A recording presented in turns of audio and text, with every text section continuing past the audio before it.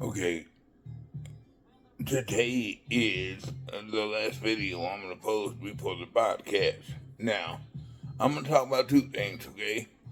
I'm gonna talk about the first time I ever met Eminem, and I'm gonna talk about bullying. And I do not know which one I should talk about first. Shit. Huh. Let me think about this. Alright. Fuck. I do not know how to do this, man. And this is me keeping it real. Okay, bullying. We'll go from where I started out, right? So, uh, everyone who knows me knows that I got bullied through high school, through middle school, through elementary school. I kind of don't give a fuck, but I kind of give a fuck. But here's the fucking thing about it, man, okay? If you can live through it and not fucking, put on a trench coat and go through fucking put gloves on, buy a gun, and go shoot up the school. All right, if you can do that kind of shit, then that means your ass is tough. See, what the fuck the people don't know about bullying is that when you do it, it actually stays with you your whole entire life because you're bullying people in fucking elementary, middle, and high school whose brain waves are connecting to what their life is going to be. Man, all y'all know I do this shit high, okay? All right, but it's keeping it real, motherfuckers. Every time I will do a podcast, it's gonna be I'm high. But I'm gonna tell you this shit, okay? Uh, all you motherfuckers know I'm telling you the truth. When you get bullied when you're young, you can go to 50, 60 years old and you remember that motherfucking bully. You know that shit, dog. You know it. All right? You fucking know it. And the shit hurts you deep inside. I mean, like, really. I mean, it cuts you and slices you. But here's the thing, okay? There are motherfuckers that will say, I'm sorry. There are. There are motherfuckers that will say it, okay? Now, sometimes um, there are a few friends, I think, that do it to make you tougher because they know who you can be. But it's not like the whole fucking school or nothing like that shit, alright? Um, you gotta think about this shit, man. You trying to do something in your life to fucking make people think of you as something that's important. Yet, even though you a fucking athlete and you trying to be the best you can be, motherfuckers are still trying to fuck you up because you know why it is. People measure themselves that they're better than people, but I'm gonna tell y'all something, okay? Oh yeah, you know I'm high as a motherfucker tonight, okay? But high school was the highest level that we're ever gonna reach. They were never gonna reach anything better than high school. It was never gonna happen. And then you fucking hold on to that shit in your heart. You're like, you know what? I'm not gonna let this form me. I am going to fucking be the best motherfucker that I can be. And then I'm gonna shove right in their face. Now, this is what's fucked up, okay? That's what you want to do, okay? But they don't know what bullying does to motherfuckers, man. It's like, people in our generation, you just had to deal with it. That's what you had to do, okay? No guns, no nothing. What really gets me is I don't understand how parents don't know that if their kid walks out of the fucking bedroom in a black trench coat and black shit with fucking mascara on his face, they don't go into his fucking room and look what the fuck is in there? Yes, yes. I don't know, motherfucker. Yes, this podcast Then I'm gonna do it with a little comedy, but reality, I'm like, motherfucker, my grandmother found a 4-inch bong hidden up in the fucking chambers of the fucking basement. She's 5'2". I came in. She had the bong on the table. How the fuck did she find that? I do not know. I put it in a place that I'm like, what the fuck? No one can ever find this motherfucker. My grandmother found this shit. But motherfuckers who go to fucking school and commit murder, you don't know your kid has a gun? You stupid motherfuckers. Ain't no parenting there. Alright, fuck you guys. You guys gotta be better parents. And you know what? Stop the fucking bullying, motherfuckers. All you motherfuckers are bullies. You see, me, I have a rhino's heart. No one could ever fuck with me. Nobody. After I fucking made it to a certain point, now I'm like, well, shit. Let's meet up and see what the fuck happens. Alright? And I'll tell you straight in the face, don't ever threaten me. Don't ever send these fucking Donald Trump shits to me. Alright? Because here, it's on video. You threaten me, I kill you. Okay? There it is. On video, motherfucker. You threaten my family's life, I kill you, motherfucker. That's what it is. Now we're gonna get to another motherfucking thing. Alright, and it's fucking the first time I met Marshall Mathers. Alright, so I'm married to my third wife. Yes, I'm 5 down, motherfucker. That's what you do when you're a football coach. But I'm married very good on this one. I'm married to the Bradford family, the CEO and president of Halliburton Oil, William Bradford. Oh, and by the way, you motherfuckers like to look up shit and fucking like, oh, he lying. Motherfuckers, look it up, bitch. Robin Bradford, married motherfucker. Married her for 15 motherfucking years, bitches. Okay? I had so much money that when I walked into a place, you know when you got money that you don't even have to ask what the price is? You just say, I want that, motherfucker. Yes, I had that kind of money, motherfucker. And the bitch was kind of fine. I mean, she really, really fine. I mean, shit. You grab her ass from behind, hold the fucking ass, and pump that shit out, and yeah, it was cool. Alright, so I'm being honest, motherfuckers, keeping it real, motherfuckers, alright? But her husband, this is a true story, alright? Her husband, she knew that he was cheating. Alright, this is funny shit. Okay? His name was William Bradford. It was Bill's son. I swear to God, look all this shit up. Everything I'm telling you is true. So one day he comes home, okay, in his BMW, and fucking now the girls were like, I don't know, like 8, 6, and 2, I think. And the girls were crying. All 3 of them were crying because Robin was talking shit because he fucking lifted the garage door up about 8 inches and then rolled under it like it was a Mission Impossible thing. Walked in through the motherfucking door. Alright? And she's sitting there with a cup of coffee. And this motherfucker's like, what? He's like, what the fuck are you doing, man? And he tried to make a fucking excuse, but she knew he was cheating because, get this shit, okay? Because she got into an email because his email was his birthday. Stupid motherfucker, okay? So,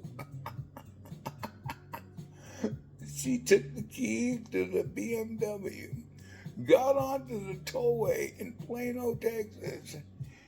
Oh my God, guys, you gotta think about this, all right? This is how much he loved this guy.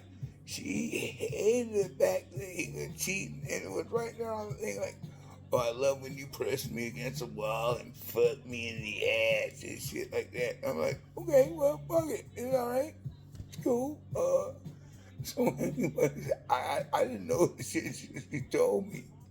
She got in the fucking car on the subway, went 95 miles per hour, and get this shit. I swear to God on this, threw that shit into reverse. Oh my God. She told me the transmission was falling out of the fucking car as she was rolling. She fucking, that car was trashed, okay? And by the way, she pulled off to the side of the road. Called one of her friends to pick her up. Went back to the house and told her husband, "Your car's on the motherfucking toy, bitch." This shit is funny as fuck, okay? This is funny as fuck. That's the woman I married. Look at this. So, my third wife. So, remember, this is before the podcast, so everything I say is keeping it real. So, I married her. Well, fucking, first of all, I fucking romanced the shit out of her. I actually went into the middle of an intersection in the middle of Dallas downtown. She bought me a Lexus, motherfucker. I'm telling you, I love the fuck out of Robin. She bought me a Lexus.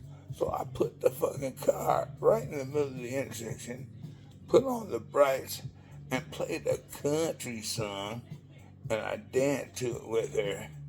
It was that Whitney Houston song that she sings. I cannot remember the name, but I danced with her in the middle of that motherfucker, and people got out of their cars and applauded, okay? This shit happened. Yes, I do know how to romance a woman.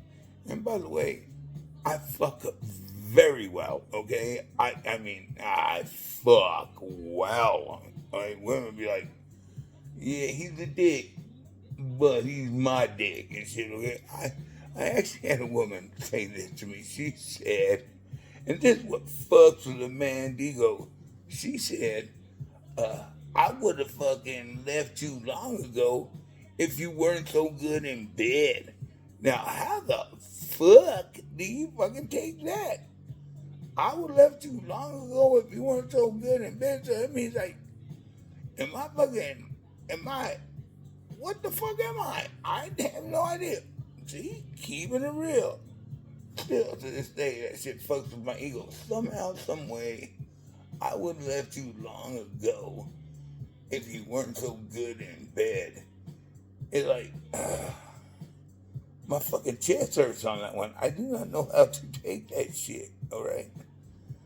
Anyways, yeah, so my wife gave me a shot. She said, listen, she was a professional artist. She could do art. She did art for Harley Davidson. She did the whole side of a building in Dallas and shit. And she was gonna go to. She painted a butterfly in the Florida Keys and got $250,000 for the butterfly. Not only this, but we had a house on the beach with 2 jet skis, 3 bedrooms, and you could just walk right out the back door and you at the beach and shit, okay? And anytime we wanted to boat, we just called for it and shit. This is how good of an artist she was. Well, she was so fucking kind to me, okay? She said that she taught me all about the world. And like, because I had a grandmother that had second grade education and 2 grandfathers that brought the war home with them and they both died. And so I'm like, fuck, man, I do not know how to live life. But, she was like, listen, you can come with me back to Sicily or you can do the dream that you wanted to do. I set you up. She set me up with the Dallas Cowboys as an internship. I can put the fucking placard right on the fucking screen today. Alright? And Bill Bates was the one that brought me on as an intern with Joe Avalano and Dave Campo as the head coach. I did this kind of shit, man. And you know what? I love my wife today. She's the most beautiful thing in my whole fucking life. But I just wonder if I didn't follow my dream, what would happen? And then you gotta think, you know what? There are no thoughts again. There are no thoughts, okay? None. It is just what it is. So when I met Marshall Mathers, yeah, y'all motherfuckers forgot about that, right? Yeah, you thought it did. So my daughter gives me a fucking a CD and says, listen to this shit. And so I listened to it, and she goes, he's Eminem. Who the fuck is Eminem? I listened to the Temptations and the Four Tops and shit. And she's like, no, that's Eminem, motherfucker. That's Eminem. I'm like, all right. So she's like, I go, what you want for your birthday? She's like, she's 18th birthday. She's like, I want to go see Eminem. He's playing at the motherfucking Bronco Bowl in Dallas, Texas. Okay? It's a fucking bowling alley. Right? That's what it is. Eminem is playing a bowling alley. Now, there's a main stadium where you can go see people like Sinbad. Okay? Which we saw. It's cool. No problem. I always had front row seats being part of the Dallas Cowboys. But I had no fucking clue who Eminem was. So my daughter, at the time, my stepdaughter, she says, me and my friends got to see him. His name is really Marshall Mathers. His name is Eminem. I'm like, okay, motherfucker, well, let's go. And shit, where are you playing? The bowling alley? So I call the manager up of the bowling alley. I tell him who I am. And so he connects me to the manager of Eminem. So I fucking talked to him on listen. Now listen to the beginning. I said, listen, I'll give you an autograph football of all the Dallas Cowboys right now.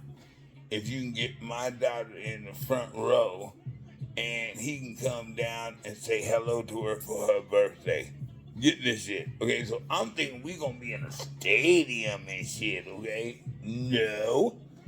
It's a fucking place where you have bar tables and shit. This, I swear to God, this is where I saw Eminem for the first time. Me and him are fucking boys like a motherfucker. I tell him this story all the time. He fucking laughed at this shit, okay?